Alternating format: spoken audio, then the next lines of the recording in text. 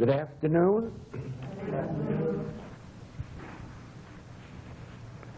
We are trying now to understand the nature of the contemplative way of life, the mystical way of life.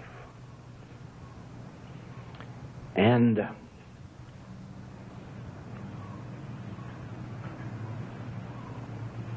to understand it fully, you will first of all understand that in our human identities there is a conflict between us. There is a conflict between every man and woman on the face of the earth.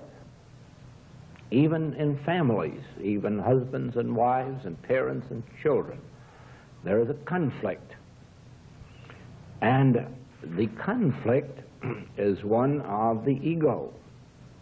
Each one wants to be something of himself or herself, and that something comes in conflict with that which wants to be something of himself or herself on the other side. And so it is that throughout the human scene we have always had conflicts, even when there is a so-called peace. That is why Scripture speaks of peace, peace, where there is no peace. There is an outer seeming of peace, but underneath, as long as each of us has an ego, each of us will be trying to cater to that ego, manifest it, express it, or benefit it. That is why in prayer, almost all prayer is a waste of time. Well, let's not put it that badly, just 99% of it. 99% of all prayer is a waste of time. And the reason for it is that 99% of all prayer is an attempt to get something for oneself or for another.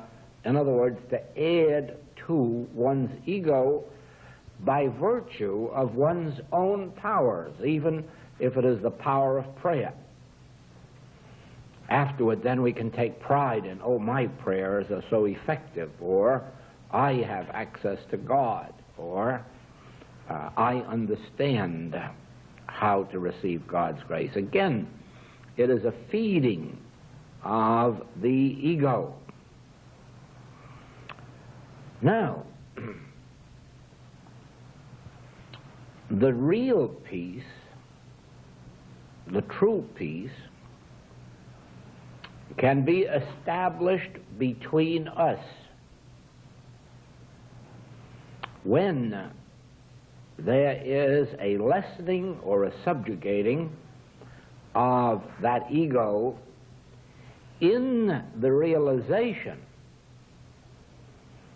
of the truth that there is but one selfhood, one self, and God is that self. And God constitutes the self of every individual.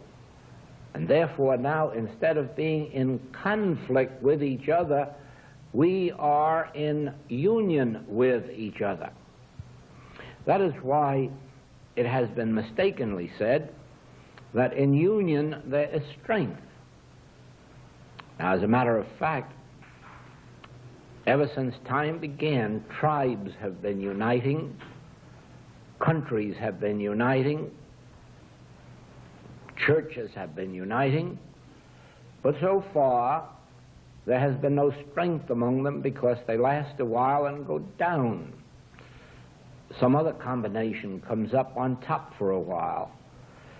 They go down, and another combination comes up on top, and they go down. And the reason is there is no union, there is no strength in union. The only strength there is in spiritual union. But then there can't be really a spiritual union because there are not two to unite. there is only one self. And as long as I recognize that the selfhood of me is the selfhood of you, I cannot be antagonistic to you or with you, but neither can I unite with you, because there are not two of us. There is only one. There may be many forms, but there is only one. For instance, there may be 100 papayas on one tree, but there is only one life, one tree, and anything that would injure the tree would injure every papaya on the tree. Therefore, there is no union on that tree, because there is only one tree, and that one tree constitutes the life of every branch and of every piece of fruit on it. If you were to view that tree as if each papaya had a life of its own, and a dignity of its own, and an identity of its own, you could soon have warfare. Only because of the oneness of the fruit with the tree can they all abide harmoniously. Therefore, try for a moment to visualize a branch of a tree that is cut off from the tree.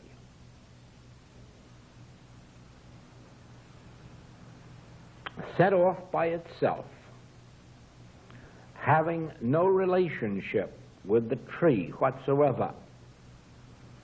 And you have the idea of two-ness. And of course now, if an ego got in there, you might have the branch getting jealous of all the good that's on the tree and wanting some of it, or you may have the tree seeing the weakness of the branch, wanting to subdue it or possess it. But visualize now that branch back on its tree. And then you have one tree, one life, and the same life of the tree is the life of every branch on the tree, and therefore there is no union there, because there are not two. There is just one.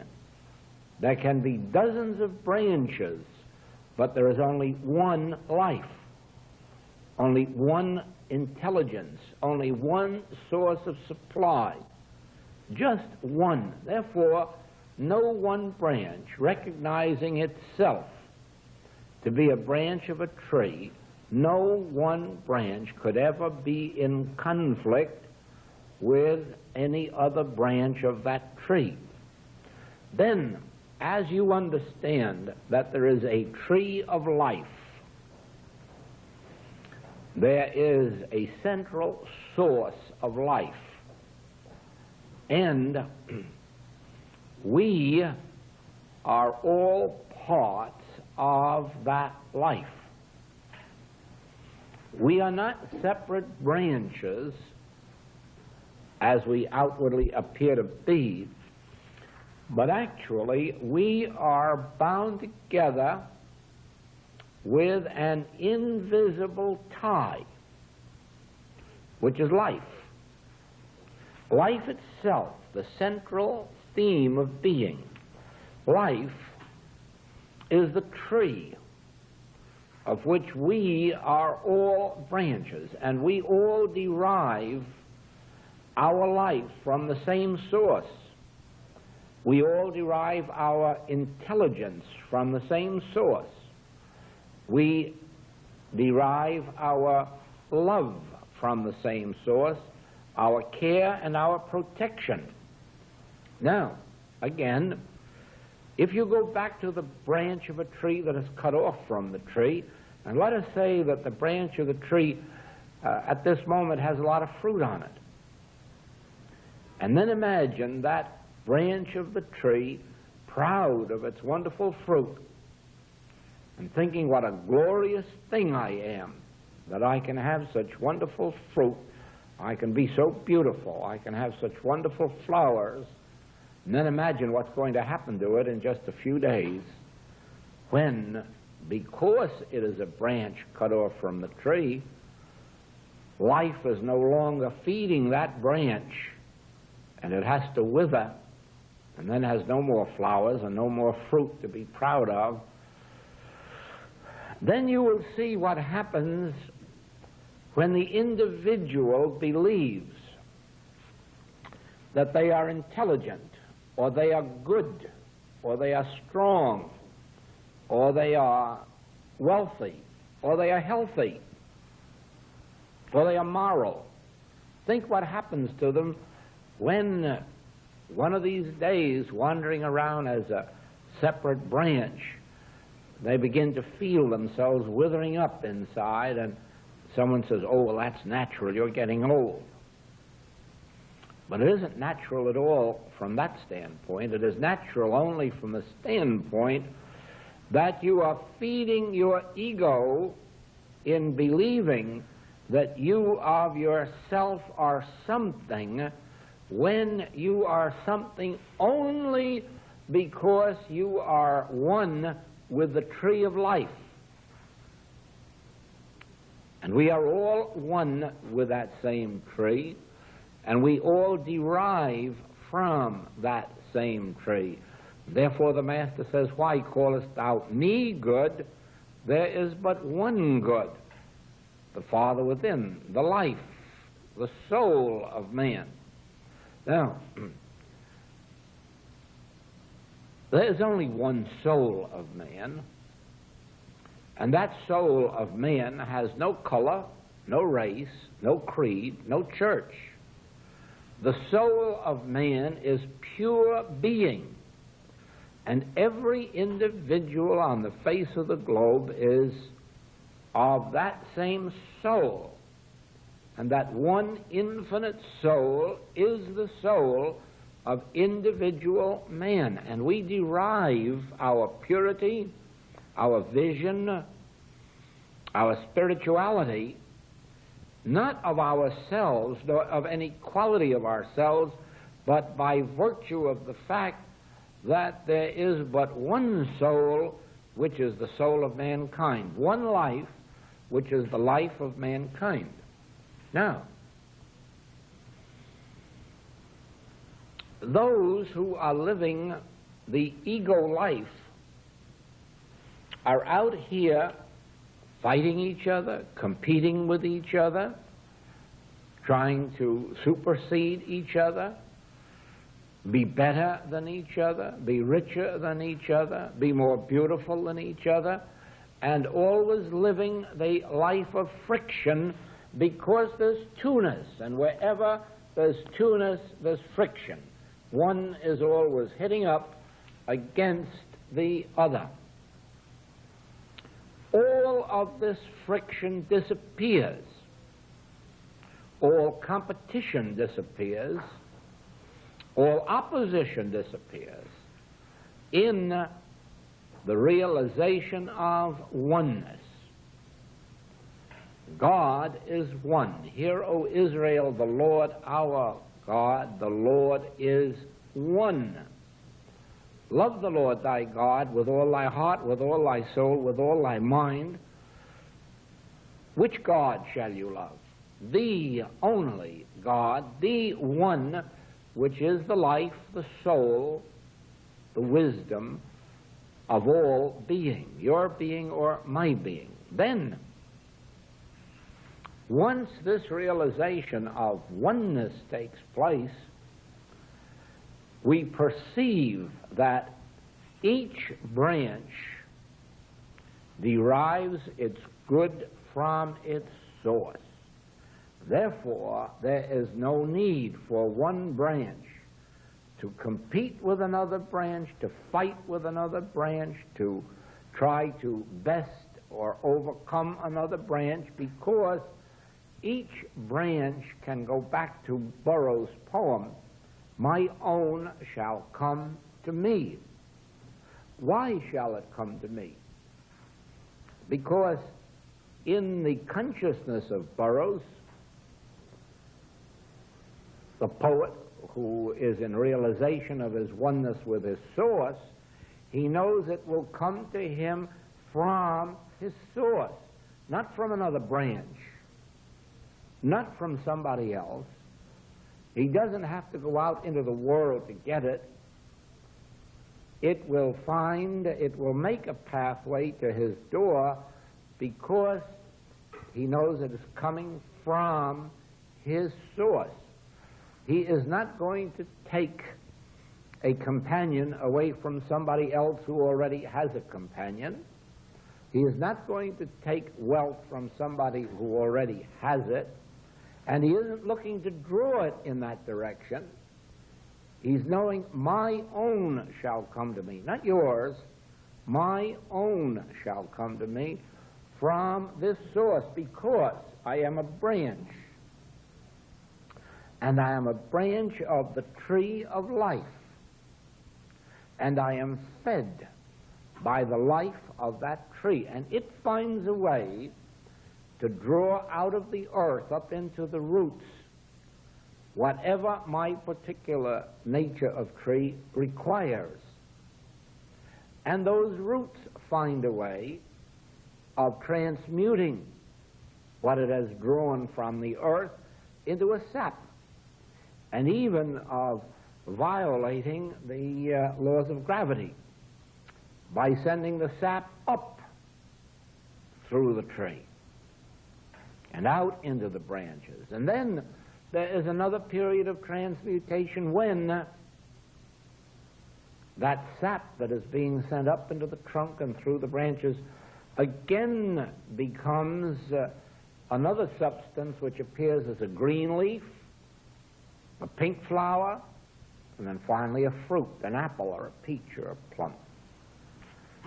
So you see then that the function of a branch is to be still and know that I'm a tree. Not to know that I'm a branch.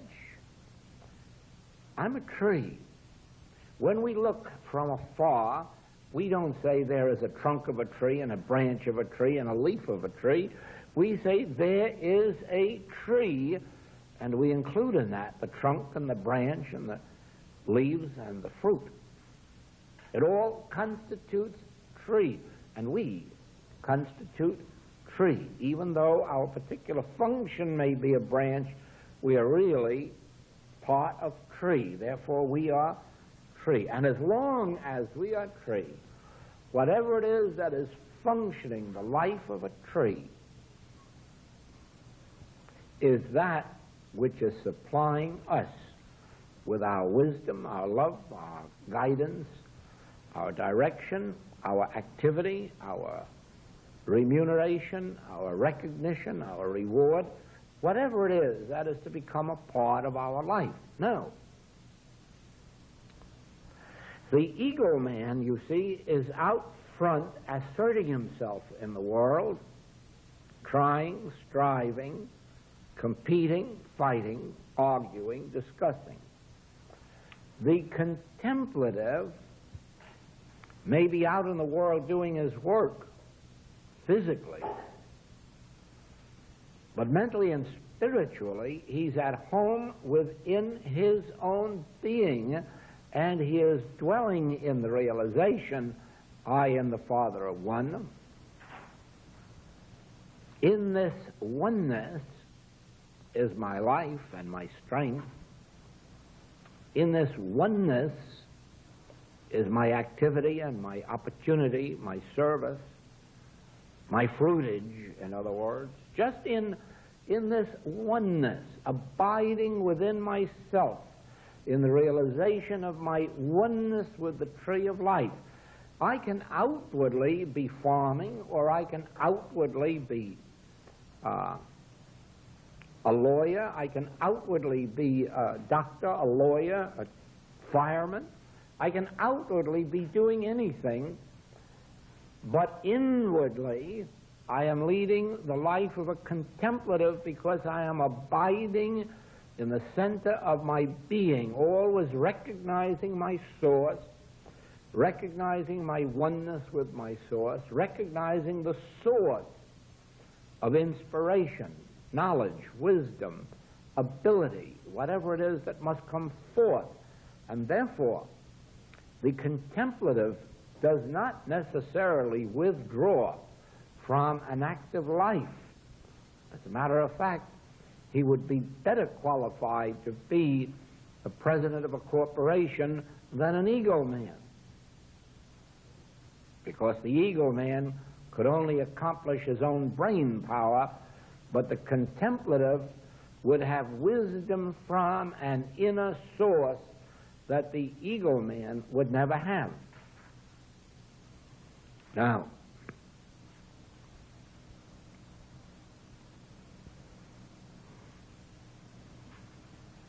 you have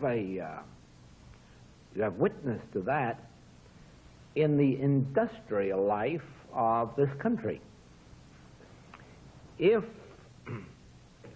you could witness the great things that have been accomplished by individuals who were not part of a group and who didn't work with a board of directors, but who were absolute individualists,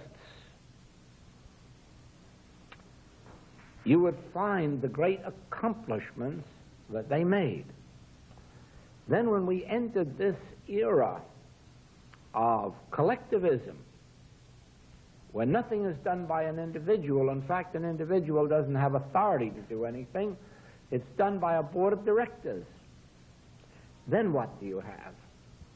Initiative gone, new ideas disappear, living always on yesterday's ideas, doing it the old-fashioned way, and you come to a tragic experience such as we have been witnessing in our automobile industry, where every company but one has been governed by a board of directors, and never has a board of directors had vision enough to know that the automotive needs of the country was changing. Not one had the vision to perceive that the old way was outmoded, and so they just kept on stupidly losing their billions, turning out the obsolescent ideas. While one man who became a part of a company that was almost ready to fail and had to have new ideas and had to trust one man for it, that one man in his inner soul perceived the day is past for these great, big, long, powerful automobiles with 10 miles to the gallon. The time is here for the smaller car, the compact car, the car with greater economy of operation. And of course, all of the automobile industry just laughed at him and waited for the sheriff to be called in to close him up. And you see, he has all the big companies on the run. They all have to imitate him now, or they will go out of business with their great united billions. One man of introspection, one man thinking. Well, so it is in every form of life. The very moment that you believe that in uniting with a dozen people that you have strength, you will find you have weakness. When you begin to realize your oneness with your source, you as one individual will immortalize yourself. Gautama, the Buddha, who even his own disciples deserted him, who stood completely alone in his vision and has lived for 2,500 years and becoming better known now than ever before. Jesus Christ, who was deserted by his disciples, who was mocked by the churches of his day, who stood alone apart in the realization of his oneness with his source, he has become immortalized, and the rest of the church has become forgotten. So, those who perceive the nature of the contemplative way of life will be probably more active in the business, artistic, commercial, professional, music world than the ego man.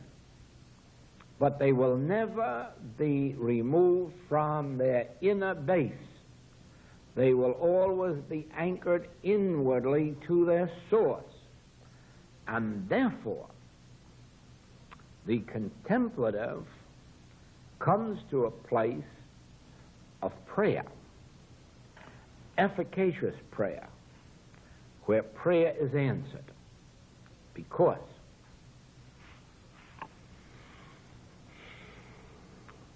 prayer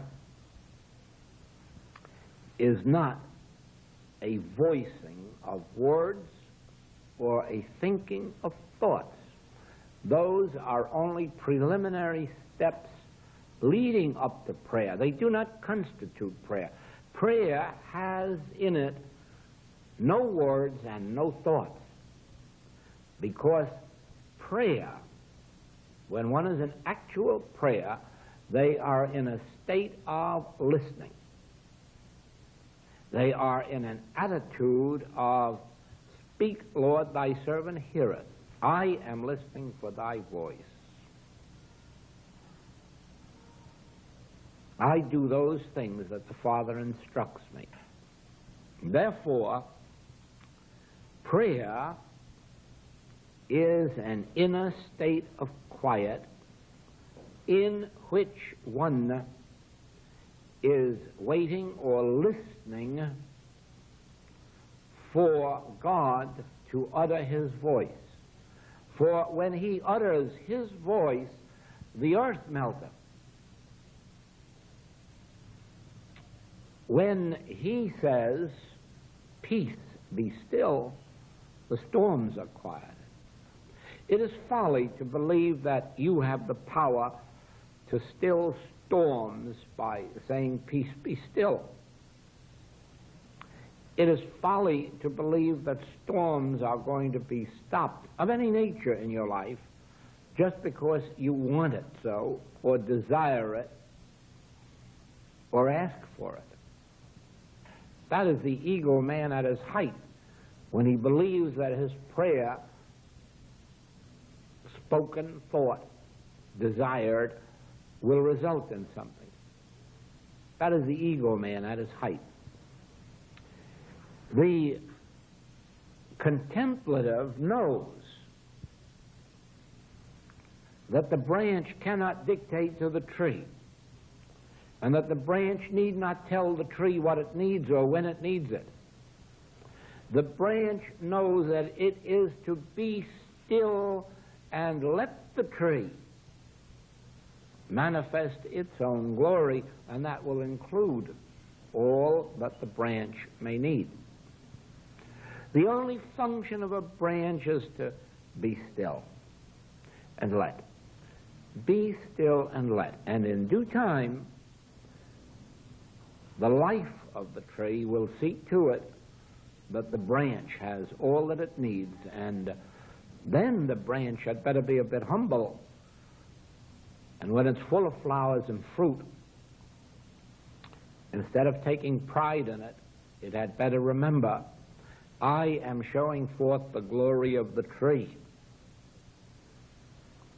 I of my own self did not create this beauty, this fruit, this wealth, but I am showing forth the glory of the tree.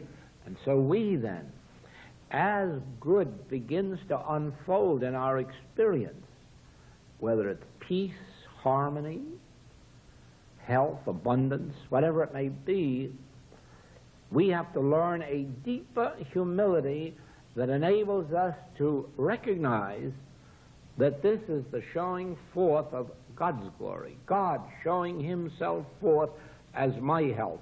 God showing himself forth as my life. God showing himself forth as my supply. And in the recognition of this, I'm really contemplating God's grace, God's love, God's omnipresence, God's omnipotence. And in dwelling in that contemplative state, I am permitting the law of life to function in my mind, in my being, in my body, in my business, and the flow is normal. Because it is not cluttered up, it is not cut off by an ego trying to boast itself, plume itself, credit itself. In the same way, it is so easy to believe that we can benefit each other. This is the natural belief of the natural man, the ego man. But you see, one branch cannot benefit another branch. Whatever benefit may come to you or me through each other is really only the life itself using us as its instrument.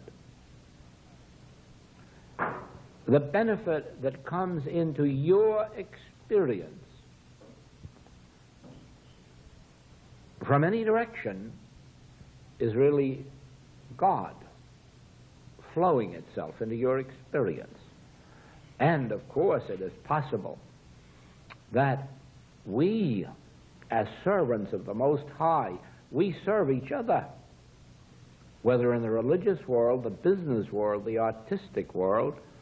We serve each other, but we only serve each other as instruments. That is why there is so much misunderstanding about the nature of a religious master. Now, there are too many people in the world trying to be masters.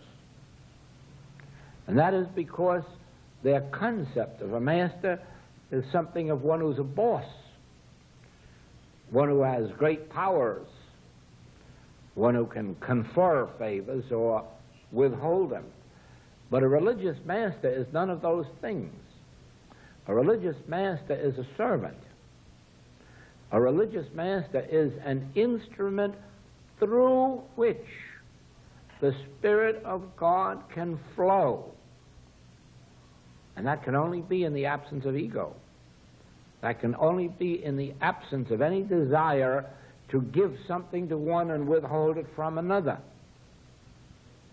That can only come in the absence of any desire to reward one and punish another. In other words, the contemplative becomes a master in the degree that he becomes or she becomes a servant of the Most High, always recognizing the relationship of the branch that is really the tree, part of one whole, deriving good from the central theme. And what makes it possible for a Jesus to be a master is the fact that he knows I can of my own self do nothing. If I speak of myself, I bear witness to a lie. For there is but one good, and that's the Father. And that makes him a religious master by making him an instrument or a servant through which the grace of God can function to us. And so it has been. If you look at the life of the great masters of religion, Buddha and Jesus and John and Isaiah, Elijah, and in the East, of course, a dozen more, you will find that they all had that in common, that they did not have two-ness. They did not believe that there is a me and a you, and I can be good to you. They understood oneness. And therefore, that we are all part of that oneness, and we derive our good from the source, and by knowing this truth, we serve each other. This is the one truth that enables us to serve each other, knowing that I have nothing of my own to give you, you have nothing of yours to give me. Each of us derives our good from the same source because we are one. We are one tree. We are the manifestation of one tree of life. And by an invisible bond, we are all branches of that one tree. Therefore, it is the individual who knows this who is beginning to purge himself of ego, because he is not seeing himself or herself as the source of someone else's good. He or she is thinking only in terms of there are not two, there is only one. Remember, where there's two, there will eventually be friction. Even when temporarily one is doing good for another in the human picture, eventually it leads to friction. And so it is that the antidote for all friction is a realization of oneness. We must have consciously before us a picture of the tree of life, and we must see ourselves as branches of that tree, each growing from the center, not from each other. Each growing from the center to the circumference.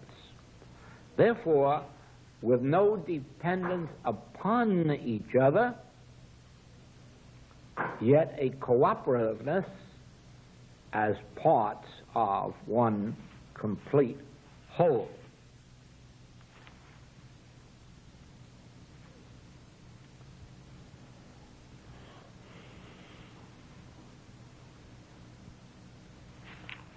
The major factor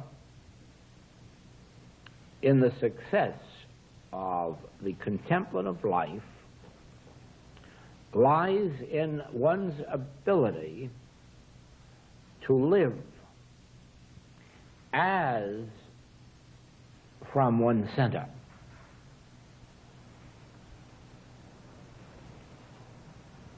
The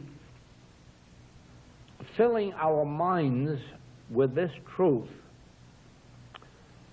in an occasional hour, or reminding ourselves of it in another occasional minute or two, is a start toward the life of the contemplative, but it is not the contemplative life. The contemplative life is when one is living constantly and consciously as from the center, in the realization of oneness, when it becomes so completely a part of one's experience that at every temptation out here to see two-ness or opposition or competition, that one inwardly is smiling in the realization, be not afraid, it is I. There is only one of us here, not two. There is not me and danger. There is not me and competition. There is not me and an enemy. That is two-ness. And the usual struggle in life is to overcome enemies and try to make friends. But this is not the way of the contemplative. The contemplative knows it is I. It is I. This tree is all there is. Even if I'm seeing 1,000 different branches, it is one tree. It is I. It is I. Be not afraid. It is I. There is not me and another. There is one tree of life, and we are all one in that tree, of that tree. And the contemplative has had long months and sometimes years of being faced with outward temptations to believe in two-ness, to believe that there is me and another. And in the overcoming of every such temptation, in the ability to look around and say, we seem to be a dozen different people, but actually we are one tree. We are all parts of the tree of life, and therefore whatever is good for me is good for you. This is the Master's teaching of love thy neighbor as thyself. And it is only when you are seeing your neighbor in oneness, all parts of this tree of life, that you are loving your neighbor as yourself, because you are now seeing him fed from within, sustained from within, strengthened from within, healed from within, resurrected from within.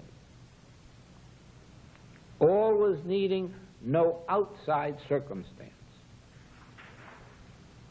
We can help each other on this path in the degree that we consciously know this truth. Therefore, our function when we are called upon for help is instantly to realize there is not a practitioner, a patient, and a God. That would be three. That would be worse than two-ness. There is just the tree of life. And we are all one in that tree. And the very recognition of that sets your patient free of the belief of being a separate mortal with a separate life, or a separate purse, or separate morals, or separate appetites. You set an individual free, not by wanting to rid them of sin or disease or death, but by encompassing them into the tree of life. Always remember, you are the ego man when you are having two-ness. And you really make it worse if you believe that that two-ness can be a practitioner and a patient.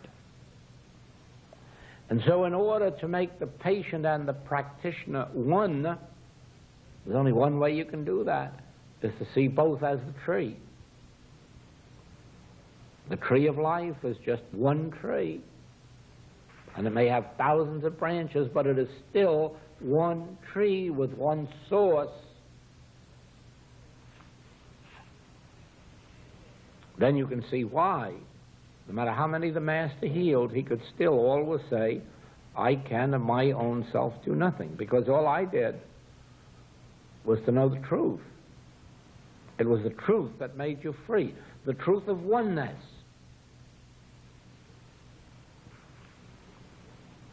And his knowing that made him an instrument or a servant of the Most High. It is the same you can see with teachers in any line. A teacher is only one through whom something is imparted. They are not that which is imparted, and they don't give it, and they don't possess it. They are merely instruments of knowledge. And so we become instruments of God, instruments of truth, in the degree that we understand oneness. Now, the contemplative then has as the basis of his contemplation oneness with the illustration of the tree of life. The contemplative is always abiding quietly in his center, in the realization, I am he, and I am thee, I am thou. I am thou. There is only one I, and I am that I am. Thou art. Because there is but one. The contemplative, in living this life, becomes a blessing without consciously desiring to be or attempting to be. In other words, everyone who comes into the presence of a contemplative knows that that contemplative has something, or is something. And they feel something emanate from the consciousness of that contemplative. And what is it that they feel? Not any desire to do good to you, just the ability to live at the center in this contemplation of oneness, one tree of life. Everyone feels it, and they feel this.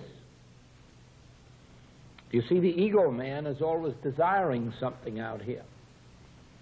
He's always getting something, doing something, achieving something, and the turmoil can be felt. The contemplative is always living at the center of his being, regardless of what work he is performing. At the center of his being, he is not grasping, he is not seeking something of anyone, he is not reaching out to attain, to compete, to strive.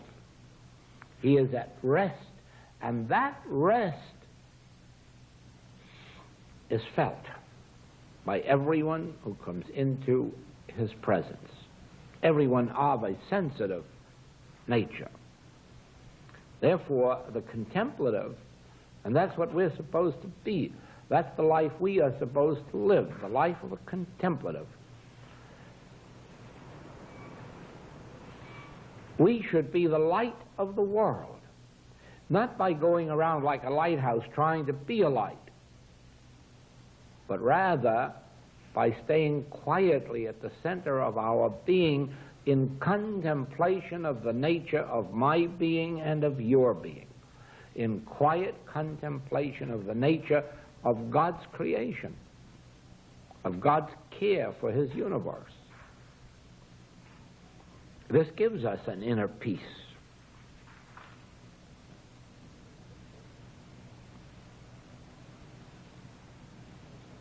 Then,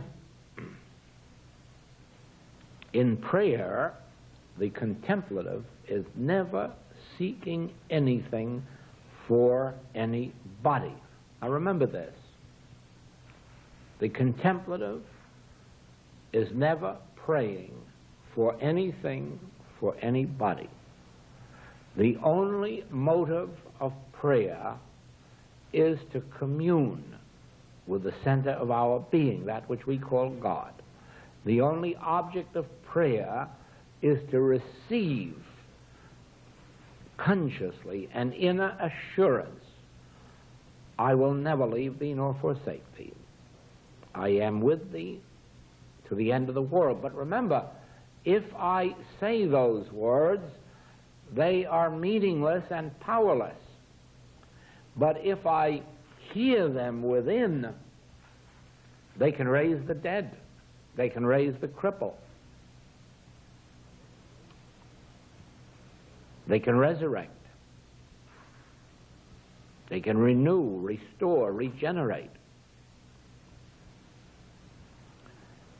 Therefore, prayer becomes a complete listening attitude. The contemplative is never going to God for anything, for anybody. The contemplative is going to God only for communion with God, only for the purpose of receiving inner assurances or reassurances, always for the joy of contemplating the nature of infinity. Therefore, prayer to the contemplative is not a mental exercise. Prayer is not a voicing of words or a thinking of thoughts. It is an inner contemplation in which attention is placed on hearing, receiving. What that does in the external realm is to change pictures of inharmony to harmony, of sickness to health, lack to abundance, sin to purity, unhappiness to happiness. That is the effect of the invisible and inaudible presence when it is released. And only a contemplative can release it, because it can only be released in silence. Words and thoughts are the barriers which prevent the Spirit of God getting out into the world.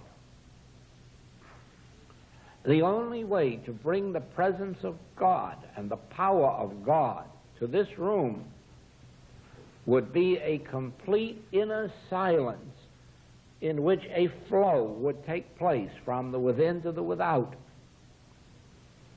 Then the presence of God would perform its functions in the minds, hearts, souls of those individuals or bodies of the individuals who are here. Then they could say, I feel the presence of God. Sometimes even see a form. But that can only come through a stillness, in quietness and in confidence. When there is an inner stillness, the grace of God rushes forth. We make a vacuum within ourselves so that it can happen. If our contemplation is of the nature, as we have been taught in this work, of contemplative meditation, it may take the form of contemplating with words and thoughts. For instance, all of this time that we have been here, we have been in a form of contemplative meditation, or we have been contemplating truth. But outwardly it has come in the form of words, but inwardly it has come from a vacuum which is always here within me. Otherwise, it would never come out with presence or power. It would only come out with dead words. And they'd only be received in the intellect and soon forgotten. But the words that come out with power are only words that come out by virtue of a vacuum, which is always in existence down here, developed by the listening ear. Then, as we listen, for instance, before we begin and we have a meditation, the listening attitude is created. The vacuum is created. Then when the lips open, this is pouring through. Not words out of a brain, not words out of a memory, not words repeated out of a book, but something within this is pouring through, and these words come with power, with spiritual power, with spiritual presence. But otherwise, the words would be dead. Now, when we are alone, we may indulge this form of contemplative meditation in our morning or evening period or afternoon period, but our meditation is not yet complete unless we have then shut this off, these words and thoughts, and said, Father, now it's your turn, and created that vacuum to let the imprisoned splendor the Spirit of God, escape. Then, if, for instance, we have had this contemplative meditation, and we have had a period of inner vacuum, of waiting, listening, which is the real prayer, then all we have to do for the rest of the day and the rest of the night is, every few minutes, just consciously remember the tree of life and oneness. Consciously remind ourselves, no matter how many people we're seeing, they are not two or more people. There's just one tree. And then you are blessing them and being blessed by the truth. And so it goes, whenever the temptation comes then of competition, opposition, friction, you have recourse, not by fighting outside with somebody, but by retiring to that center of your being and beholding the tree of life. And then, with an inward smile that comes every time you see that tree of life and realize we are not two, we are one, you again establish the order of divine harmony in your home, in your school, in your business, in your profession, wherever you may be. As long as you can translate an appearance of two-ness into the picture of the tree of life, oneness, you are the light of the world. Thank you.